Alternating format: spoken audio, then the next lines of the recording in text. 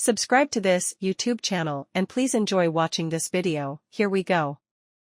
Jaron Boots' Ennis fights have entertained previously by simply showcasing the Philadelphia fighter who has elevated himself to IBF welterweight champion.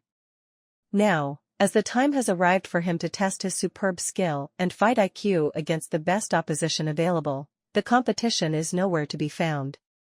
The welterweight division has kind of become barren, former division champion Paulie Malignaggi said on Thursday's episode of Pro Box TV's Deep Waters.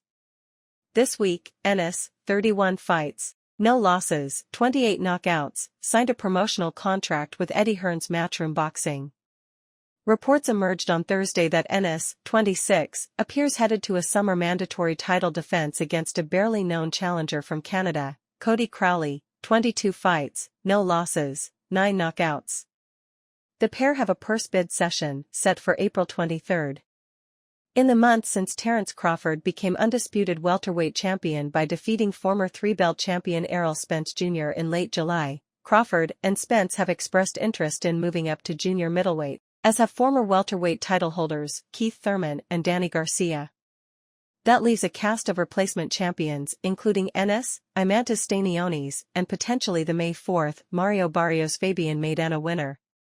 Jaron Ennis has had to wait his turn. He wasn't given a shot when the moment was right for him, Malignaggi said.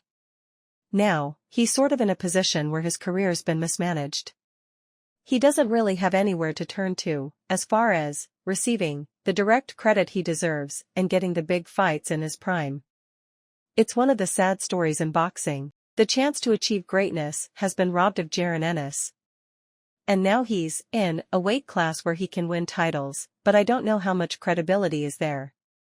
Malignaggi said the biggest welterweight bout he can foresee for Ennis is one against Matchroom fighter Conor Benn, who is currently struggling to regain eligibility to fight in the UK after testing positive for performance-enhancing drugs. Comparing the welterweight division now to what it was just a couple of years ago, I feel Ennis should have already been involved, Malignaggi said, but he was not allowed to enter the fray because of the political side of boxing. Ennis was promoted by longtime manager Cameron Duncan before Duncan's death earlier this year. Although Ennis has fought previously on Showtime, like those elite welterweights fighting for premier boxing champions did, he wasn't fully allowed into that group. And now he's with Hearn, who, with streaming partner DAZN, lacks the ideal types of opponents for a fighter who has been likened to Roy Jones Jr. And now he's with Hearn, who, with streaming partner DAZN, lacks the ideal types of opponents for a fighter who has been likened to Roy Jones Jr. It's a shame, but does Ennis really have a choice? Malignaggi said. It must be real frustrating to be Jaron Ennis and his team. Another former welterweight champion, Sean Porter, said on Deep Waters that Ennis is currently experiencing what Jones dealt with as an uber-gifted light heavyweight in a division devoid of major talent. He's not going to have anyone challenge him for a number of years, Porter said. He can become a star, but he won't have the dance partners to become that star. The best thing he can do is move up to 154 pounds.